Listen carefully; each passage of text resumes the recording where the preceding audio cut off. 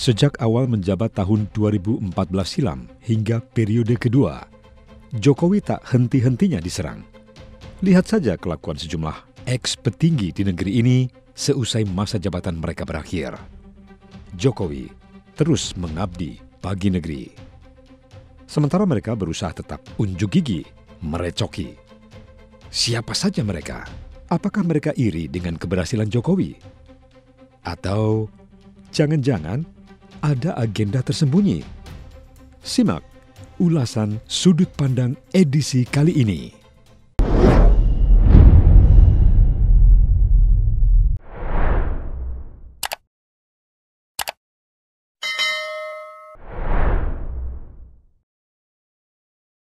SBY, JK, DS, AR, malulah kepada Jokowi oleh Yas Subiakto.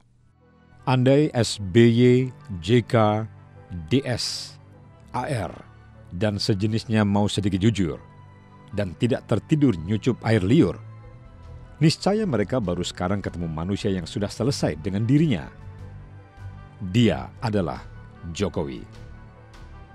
Orang-orang tersebut yang merasa hebat itu tak seujung kuku hitam Jokowi dalam mengurus negeri ini.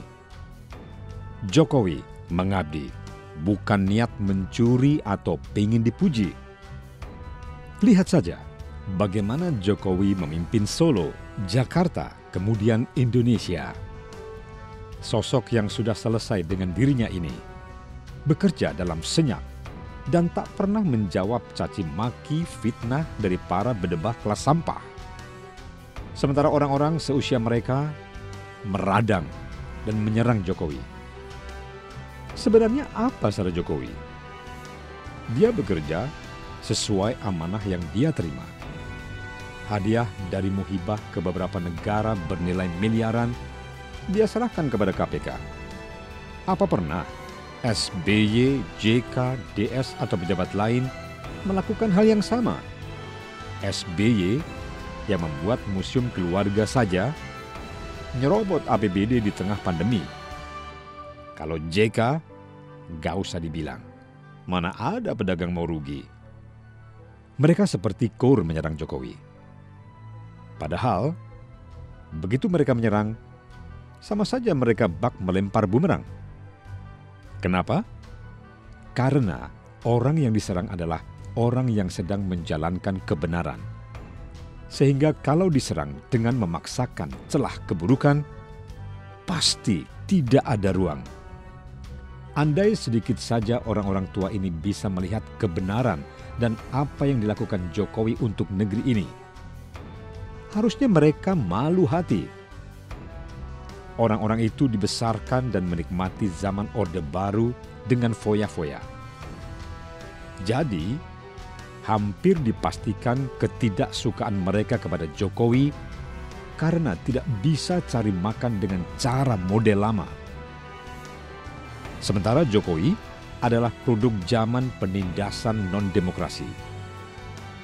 Dia tidak mengecap kemewahan. Hidup di bantaran Kali Surakarta. Ibunda dan ayahnya hanya jualan kayu bakar, kerap berpindah rumah kontrakan, dan terakhir digusur. Makanya, hatinya berpihak kepada rakyat tanpa basa-basi, sehingga orang serakah pastilah membencinya. SBY misalnya, terus memuji dirinya seolah dia presiden yang penuh prestasi. Tidak malu dia memuji dirinya sendiri. Padahal urusan Papua saja dia jauh kemana-mana. Mengurus BBM satu harga saja dia tidak bisa. Apalagi membuat jalur Trans Papua. JK lepas dari jabatan Wapres jadi seperti orang stres. Rizik saja dia bilang pemimpin karismatik. Makanya dia nggak bisa membedakan antara fitnah dan kritik. DS baru saja ditulis oleh Ade Armando bahwa DS adalah sosok yang membahayakan negara. Karena dia berusaha membelah bangsa ini dengan jalan apa saja. Tapi yang pasti, isu agama masih dia mainkan. Ini 11-12 dengan JK sebagai dalang penggalangan perang antar warga saat Pilkada Jakarta 2017 yang lalu. AR, orang tua satu ini sebenarnya sudah basi untuk dikomentari karena usianya sisa beberapa hari saja. Lihat kalau dia ngomong seperti orang songong. Ceritanya, kalau enggak suara langit, ya PKI. Tapi diminta tunjuk hidung, malah hidungnya sendiri yang panjang sampai mata kaki. Dialah Pinocchio zaman kekinian yang wajib diabaikan. Kini keberadaan kita sebagai pendukung Jokowi mau disebut buzzer, bulldozer, atau zerser yang lain, tidak masalah, asal jangan disebut kaum dasteran. Kita harus terus menguatkan diri, bersatu, mempertahankan kebenaran tanpa keraguan. Gampang saat melihat kemungkinan saat ini. Siapa yang membenci Jokowi, 90% pasti orang nggak benar. Atau bukan orang beneran.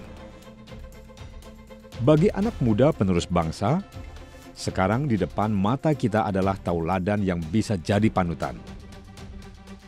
Jokowilah sosok itu. Jangan kalian terkelabui oleh para badut tua yang salah gaya, gerah karena tidak bisa menjarah, baik menjarah harta atau kekuasaan. Kalian lihat sendirilah siapa mereka dan seperti apa kelakuannya. Ibarat mobil keren, tapi bodong nopolnya. Tuhan pasti tidak suka.